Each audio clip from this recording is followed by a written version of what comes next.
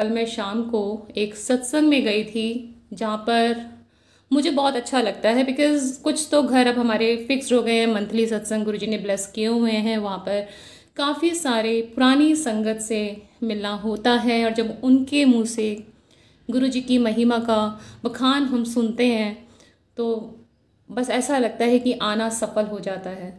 तो कल सत्संग में कुछ ऐसा हुआ, वहाँ पर गुरुजी को पता है कि मुझे उनकी कितनी ज़रूरत है इन दिनों, और उन्होंने समहाउ मुझे कल विद इन सेकेंड्स मेरे दिमाग में एक थॉट आया और उन्होंने वो बता दिया कि मैं हूँ तेरे साथ। It is a very personal blessing which I don't want to share.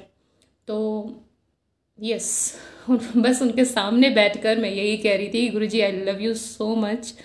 और वो बताते हैं कि मैं हूँ हर वक्त तेरे साथ, और आज भी सत्संग है तो आई एम वेरी एक्साइटेड। तो संगत जी, आपने पोस्ट में देखा होगा कि हम यहाँ आज लंगर प्रसाद की महिमा जो है, अमृत लंगर प्रसाद हमारे गुरु जी का, उसके बारे में बात करेंगे। अब मैं जब यहाँ पर किसी भी टॉपिक पे बात करती हूँ जिसमें मुझे सत्संग करना होता है तो वो मेरे पर्सनल एक्सपीरियंसेस के साथ होता है। तो संगत जी, पहले आते हैं कि मैं लंगर के बारे में क्या सोचा करती थी गुरु जी से जुड़ने से पहले। संगत जी, मैंने ज़िंदगी में कभी लंगर नहीं किया। मैं कभी भंडारे नहीं खाती थी। काफ़ी जो लोग क्लोज भी होते थे वो भी बुलाते थे तो मैं नहीं खाती थी। आई वॉज सो रिजिड कि मैं नहीं खाऊंगी। रीज़न बीइंग, मुझे लगता था ये लोग खुद पुण्य कमा रहे हैं और हमें फ्री में खिला रहे हैं, तो मैं नहीं खाती थी बिल्कुल भी। यही मेरा थॉट प्रोसेस था। पेरेंट्स कितना कह लें, मैं नहीं खाती थी। तो इस लंगर को प्रसाद के रूप में या मेडिसिन के रूप में जो खाना सिखाया, जो चखना सिखाया, खाना is not the right word, वो भी मैं आप बताऊंगी क्यों। तो जो चखना सिखाया वो हैं मेरे गुरुजी, जिन्होंने मुझे इस लंगर को एक दवाई के रूप में परोसा और जो मुझे ये बताता है कि ये मेरी आत्मा की तृप्ति के लिए है। तो संगत जी, थोड़ी सी फ़नी है बट है, मेरी अपनी बात है। मंडे को जब बड़े मंदिर जाते हैं तो वहाँ पर चाय प्रसाद के साथ एक मीठा और एक नमकीन मिलता है। मुझे ना समोसा बड़ा पसंद है तो जो मैं नहीं खाना चाहती हूँ पर जब सामने आ जाता है तो मैं अपने को रोक भी नहीं पाती हूँ। तो मंदिर में जा रहे थे और मुझे लगा ऐसा चाय प्रसाद के साथ समोसा मिलने वाला है। तो आप देखिए होता क्या है, मैं वहाँ जाती हूँ और सबको समोसा नहीं मिल रहा होता है, उस टाइम पे ब्रेड पकोड़ा हो रहा होता है और मेरा वो लास्ट बंदी होती हूँ मैं जिसको ब्रेड पकोड़ा मिलता है।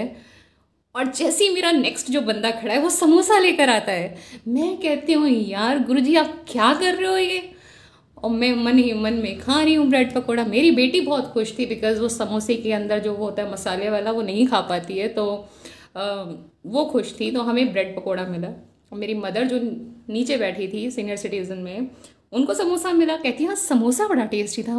मैं जल रही हूँ अंदर से तो बेसिकली मैं यहाँ पर ये कहना चाहती हूँ कि पहली बात, लंगर प्रसाद प्रसाद है, पदार्थ नहीं है। हमें उसे पदार्थ के रूप में बिल्कुल नहीं देखना चाहिए। और गुरु जी को पता है मेरे मन में वहाँ क्या चल रहा है और उन्होंने वो देना ही नहीं है। तो ऐसे ही आज हम कुछ सत्संग शेयर करेंगे पुरानी संगत के जो लंगर से रिलेटेड है। एक बार की बात है, कमांडर अंकल जो हैं वो जाते हैं बड़े मंदिर, तो उन्हें लगता है कि लंगर में 4 लोगों के साथ एक थाली खानी होती है जिसमें 2 रोटियां मिलती हैं और ये 2 रोटियां मेरे लिए सफिशिएंट नहीं है, मैं भूखा रह जाऊंगा। तो वो ये सोचते हैं कि क्यों ना मैं कुछ घर से खा के जाऊं, फिर लंगर खा लूंगा। अब हम बड़े स्मार्ट अपने आप को समझते हैं, हम सोचते हैं कि बस गुरुजी को तो पता चलना ही नहीं है। तो गुरुजी को तो पता था कि वो ऐसा करके आ रहे हैं, कुछ खा कर आ रहे हैं। तो वो वहाँ पर जाते हैं एम्पायर स्टेट गुरुजी से मिलने। और वहाँ पर उस दिन जब लंगर होता है तो कुछ बड़ा मज़ेदार होता है। तो होता क्या है कि उनको वही थाली मिलती है जो 4 लोगों को मिलती है और उसके ऊपर पहाड़ जैसे समोसे मिलते हैं रखे हुए और 4 अलग अलग तरह का मीठा मिलता है। अब मज़े की बात तो ये है कि अब वो जो थाली है वो 4 लोगों को नहीं खानी है, वो आंटी और अंकल को ही खानी है। उसमें इतना खाना था जितना वो 4 वक्त में खाते हैं। अब आंटी ने तो अंकल को बोल दिया कि ये सब तुम्हारी वजह से हुआ है और खा के चलो, मैं तो उतना ही खाऊंगी जितना मैं खाती हूँ। अब अंकल को वो सारा लंगर प्रसाद खाना हुआ, खाना पड़ा, चखना पड़ा, आई मस्ट से। और वो दोनों हैरान थे कि अंकल इतना सब कैसे खा पाए। तो हमें ये हमेशा सोचना चाहिए कि गुरुजी हमें जो भी देते हैं वो हमारे लिए काफ़ी होता है, वो हमारे लिए पर्याप्त होता है। कल जब मैं इवनिंग में सत्संग में गई तो मुझे बिल्कुल नहीं पता था आज मैं यहाँ पर क्या आप लोगों के साथ शेयर करने वाली हूँ। मैं वहाँ पे बैठ के ना यही सोच रही थी, गुरुजी आज तो लाइव हो नहीं पाया है, बट कल जब मैं लाइव करूँगी तो मैं क्या सत्संग शेयर करूँ। तो वहाँ पर कल जितने भी सत्संग हुए वो सारे लंगर प्रसाद को लेकर ही हुए। तो मैंने सोचा कि ठीक है, कल मैं भी वहाँ पर लंगर प्रसाद से रिलेटेड ही सत्संग शेयर करूँगी। तो एक आपने सुना होगा सत्संग, पुरानी आंटी देवी के नवरात्रों में वहाँ पर गई थी और गुरुजी कहते हैं लंगर चक के वो नहीं जाती हैं, फिर वो फर्स्ट फ्लोर पे चली भी जाती हैं और बिना करे आ जाती हैं लंगर। उन्हें लगता है गुरुजी को तो पता चल नहीं रहा है, तो गुरुजी उन्हें घूर के देखते हैं, फिर उन्हें भेजते हैं जहाँ पर वो लंगर बन रहा होता है और वहाँ पे उन्हें 9 की 9 देवियों के दर्शन होते हैं। उन्हें दिखता है कि वो 9 देवियाँ ही लंगर प्रसाद बना रही हैं और वो आके गुरुजी के चरणों में गिरकर रो पड़ती हैं। तो संगत जी, वो लंगर जो हम वहाँ ग्रहण करते हैं वो खुद देवियाँ बनाती हैं, वो इतना पवित्र है, दिव्य लंगर है। तो ऐसे ही सेम जब हम सत्संग में जाते हैं तो वो प्रसाद ब्लेस्ड प्रसाद होता है, वहाँ गुरुजी स्वयं विद्यमान होते हैं। तो कल जब इवनिंग में मैं उस सत्संग में थी तो वहाँ जोशी अंकल थे, तो उन्होंने भी अपना एक सत्संग शेयर किया। जोशी अंकल गुरुजी के साथ हमेशा थे जब फिजिकल फॉर्म में थे, बहुत खास, बहुत पास उनके, और मैं बहुत ब्लेस्ड फील करती हूँ जब मैं ऐसी संगत से मिल पाती हूँ। तो थैंक यू सो मच गुरुजी। तो कल वो भी बताते हैं कि शायद वो मंडे को ही एक सत्संग में वहाँ पे गए थे मंदिर में, तो वहाँ पर उन्हें लगता है कि यार एक मीठा और मिलेगा या नमकीन मिलेगा तो मेरे लिए वो पर्याप्त नहीं होगा। और जब उन्होंने वो खाया तो उन्हें लगा यार भूख तो बहुत तेज़ लग रही है, एक बार और मिल जाए मुझे। तो आप यकीन मानिए कि उनके चारों तरफ जितने लोग थे सबको 2 बार मिला, पर उन्हें नहीं मिला उन्हें नहीं मिला। और उन्होंने ये भी बोला कि कभी भी वहाँ बैठकर आपको एक्स्ट्रा लंगर नहीं मांगना चाहिए कि मुझे एक्स्ट्रा दे दो। जितना दिया है, जितना आपके पास आया है वो गुरुजी ने दिया है, तो आपको वहाँ पर नहीं बोलना चाहिए। कहते हैं कि मैं उतना ही खाकर जब बाहर आया तो पता नहीं क्या हुआ, उनका पेट इस तरह से भर चुका था कि अब उनके पेट में जल प्रसाद पीने की भी जगह नहीं थी। तो ये हमारी गुरुजी की कृपा है, उन्हें पता है कि हमें किस वक्त पे क्या देना है, क्या हमारे शरीर को एज अ मेडिसिन ज़रूरत है। और उन्होंने, बिकॉज़ उनको वो फीलिंग ना हो कि मेरा पेट नहीं भरा है, तो इसलिए उन्होंने कुछ ऐसा कृपा करी कि अंकल का पूरा जो मन था वो तृप्त हो चुका था उसी लंगर से। अंकल ने कल एक और बात भी बोली, वो ये बोली कि गुरुजी हमेशा लंगर को चखना कहते थे, खाना नहीं कहते थे, बिकॉज़ खाना हमारे पेट के लिए होता है, उसकी भूख बुझाने के लिए होता है, पर लंगर प्रसाद हमेशा हमारी आत्मा की तृप्ति के लिए होता है, तो उसको चखना कहते हैं। दूसरा उन्होंने बताया कि गुरुजी की विशेष कृपा महिलाओं के ऊपर ज़्यादा रहती थी, क्योंकि उनका ऐसा मानना था कि घर की जो महिलाएं होती हैं वो अपने को सबसे बाद में रखती हैं, ससुराल वालों का भी करती हैं, मायके वालों का भी करती हैं, पति के लिए, बच्चों के लिए, सबके लिए मांगती हैं, पर अपने लिए कुछ नहीं मांगती हैं। तो वो कहते थे कि मेरी कृपा घर की औरतों के थ्रू होती हुई जाती है, उनकी भक्ति पर निर्भर करती है, वहीं मेरी कृपा होती है। तो जहाँ महिलाओं का निरादर होता है, तिरस्कार होता है, वहाँ गुरु कृपा भी नहीं होती है। तो संगत जी, ये चीज़ें हमें सत्संग में जाकर पता चलती हैं कि एक्चुअली गुरु जी के वचन क्या होते थे, क्या हैं, और बहुत अच्छा लगता है जब ये सब सुनने को मिलता है। तो संगत जी, ये था लंगर के बारे में कि हमें हमेशा जो भी लंगर मिले वो ये समझ लेना चाहिए कि इतना ही हमारे लिए पर्याप्त है और ये हमारे भगवान ने हमारे लिए दिया है। तो संगत जी, अब आते हैं सेवा के ऊपर। हमने पिछले लाइव सत्संग में कंप्लीट सरेंडर के बारे में जाना था, जिसमें मैंने द्रौपदी और कृष्ण जी का एग्जाम्पल दिया था। फिर मैंने नाम जप के बारे में डिस्कस किया, जिसमें एक व्याघ्र की जो कहानी है, जो एक व्याख्या में है कि कैसे वो व्याघ्र पानी पीने के लिए, पानी उसको बहुत ज़रूरी पीना था, उसके प्राण बच सकते थे, पर वो नहीं पीता है कि हर सांस में मैं प्रभु का नाम लेना चाहता हूँ, पानी पीऊँगा तो मेरी सांसें वेस्ट हो जाएंगे, व्यर्थ चली जाएंगे, और वो पानी नहीं पीता है और अपने प्राण त्याग देता है। आज हम बात करते हैं सेवा की। हम कहते हैं हमें सेवा सिमरन से जुड़ना चाहिए, तो वो सेवा जो है वो क्या है? क्या वो सेवा हम मंदिर में आके करेंगे तो ही वो सेवा है? क्या वो सेवा हम सत्संग में करेंगे तो क्या वो सेवा है? और जो वहाँ नहीं जा पा रहे हैं तो क्या वो सेवा नहीं करते हैं? तो एक छोटी सी मैं आपके सामने यहाँ पर कहानी रखने जाती हूँ, जिससे हम ये बहुत अच्छे तरीके से जानेंगे कि सेवा एक्चुअली होती क्या है एक रोज़मर्रा की ज़िंदगी में। तो संगत जी, एक बार एक आदमी को फल खरीदने होते हैं और वो देखता है कि एक फल वाला खड़ा है बहुत ही फ्रेश फ्रूट्स लेकर, और वो उसके पास जाता है कि मुझे फल लेने हैं, और वो उन सब फल का रेट्स पूछता है। केले कितने के हैं, सेब कितने के हैं, आम कितने के हैं। फल वाला उस आदमी को सारे रेट्स बताता है। वो सेलेक्ट करने लगता है फ्रूट्स। थोड़ी ही देर में वहाँ पर एक महिला आती हैं और वो भी उस फल वाले से फलों के रेट्स पूछती हैं। फल वाला वो जो महिला को रेट बताता है संगत जी, वो 1/4 से भी कम रेट्स होते हैं उन फल के। उस टाइम वो आदमी, जो सज्जन वहाँ आए थे फ्रूट्स लेने के लिए, वो बहुत गुस्से में आ जाते हैं और फल वाले को घूर घूर कर देख रहे होते हैं। महिला आती है बहुत ही कम पैसों में, जैसे 5 रुपए के दर्जन केले, कहाँ उसको 50 रुपए दर्जन केले बताए थे। तो इस तरह से वो खुश हो जाती है और फल लेकर 2 दर्जन केले, 1 किलो सेब, ये सब लेकर चली जाती है। जाने की ही वेट कर रहे होते हैं वो सज्जन। जैसे ही वो महिला जाती है वो तो चीख पड़ते हैं फ्रूट वाले के ऊपर कि औरत को देखा तो तूने सस्ते रेट लगा दिए, बहुत कुछ सुनाते हैं। फिर वो फ्रूट वाला कहता है, सर आप मेरी बात तो सुनिए। तब वो बताता है कि ये जो महिला हैं, ये एक बहुत ही वेल टू डू फैमिली से थी, इनके पति बहुत अच्छा काम करते थे, पर अचानक उनकी डेथ हो गई और अब ये घर घर जाकर काम करती हैं, बहुत खुददार हैं। पड़ोसियों ने, सब ने, मैंने इनकी बहुत मदद करनी चाहिए, इनके 2 बच्चे हैं, कि उनकी पढ़ाई का खर्चा ही मैं अपने ऊपर ले लूं, पर इन्होंने किसी से कोई मदद नहीं ली। तो इसलिए मैं इनको रेट्स गिराकर फ्रूट्स के रेट बता देता हूँ, और ये खुशी खुशी ये सोचती हैं कि शायद यही रेट चल रहे हैं, और अपने बच्चों के लिए ले जाती हैं। देखिए कितने खुश होकर आज वो 2 दर्जन केले ले गई हैं, 1 किलो सेब ले गई हैं। कितनी खुश थी वो कि आज मेरे बच्चे ये खाएंगे। वैसे तो मैं इनकी कोई मदद नहीं कर पाया, पर मैं इस तरह से इनके लिए कुछ कर मुझे बहुत सुकून मिलता है। और ये सुनकर वो जो सज्जन थे, उनकी आंखें खुल गई कि इस तरह से सेवा की जाती है। और आगे सुनिए उस फ्रूट वाले ने क्या बोला। कहते हैं ये रोज नहीं आती हैं, ये 15-20 दिन में एक बार मेरे पास आती हैं, और जिस दिन आती हैं उस दिन मेरी जो बिक्री है वो इतनी ज़्यादा होती है, क्योंकि भगवान भी मेरे ऊपर प्रसन्न हो जाते हैं।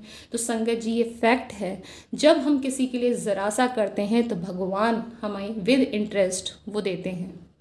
अब इसी से रिलेटेड मैं अपनी एक लाइफ की चीज़ बताती हूँ संगत जी। मेरे घर पे एक हाउस हेल्प आती है और फैमिली का हिस्सा सी है वो मेरे लिए। और जब उसने गुरुजी का स्वरूप देखा तो वो बहुत खुश हुई। अब मुझे नहीं पता उसका क्या अटैचमेंट इनके साथ हुआ, तो वो मेरे साथ बड़े मंदिर भी गई, मैं लेकर गई उस दिन, और वो बहुत खुश थी। वहाँ से भी उसको स्वरूप मिला, और जब वो स्वरूप उसके घर गया कुछ दिनों बाद वो बहुत परेशान थी। मैंने कहा क्या हुआ? कहती दीदी पता नहीं क्या हो रहा है, बट कुछ तो हो रहा है मेरे घर में। मैंने कहा क्या हुआ? बोलती कि हम सब रात को सो जाते हैं और जैसे ही लाइट बंद करते हैं तो मेरे सारे परिवार के ऊपर कुछ पानी के छींटे गिरते हैं, और जब हम लाइट खोलते हैं तो वो छींटे हमें फ्लोर पर गिरे हुए दिखते हैं, पर ये क्या हो रहा है मुझे नहीं पता। अब मुझे थोड़ा सा लगा, बिकॉज संगत जी पर्सनली मैंने कभी भी अमृत वर्षा और शहद वर्षा नहीं देखी है, तो मुझे लगा यार कुछ ऐसा तो नहीं है। तो मैंने कहा तू घबरा मत, सब ठीक होगा। और संगत जी उस हाउस हेल्प के घर पे उसके बच्चों के ऊपर इतनी बड़ी प्रॉब्लम्स आई कि आज वो उनसे बाहर है और बहुत खुश है, गुरुजी को बहुत मानती है। अब ये बात मैं आपको क्यों बता रही हूँ, क्योंकि जब वो गुरुजी से उसका कनेक्शन बनने लगा तो एक दिन मैंने उसको ब्रेसलेट दिया गुरुजी का, बहुत खुश थी उसे लेकर। सेम डे मुझे बड़े मंदिर आना था और मैं बड़े मंदिर आती हूँ। जो शटल में सेवादार अंकल मुझे छोड़ते हैं जैन फार्म्स तक, तो वहाँ पर जब वो मुझे उतारते हैं तो वो जानते हैं कि मेरे हाथ में ऑलरेडी ब्रेसलेट है, पर न जाने क्यों वो मुझे हाथ में एक ब्रेसलेट और देते हैं एज अ गुरुजीज blessing, and I was smiling.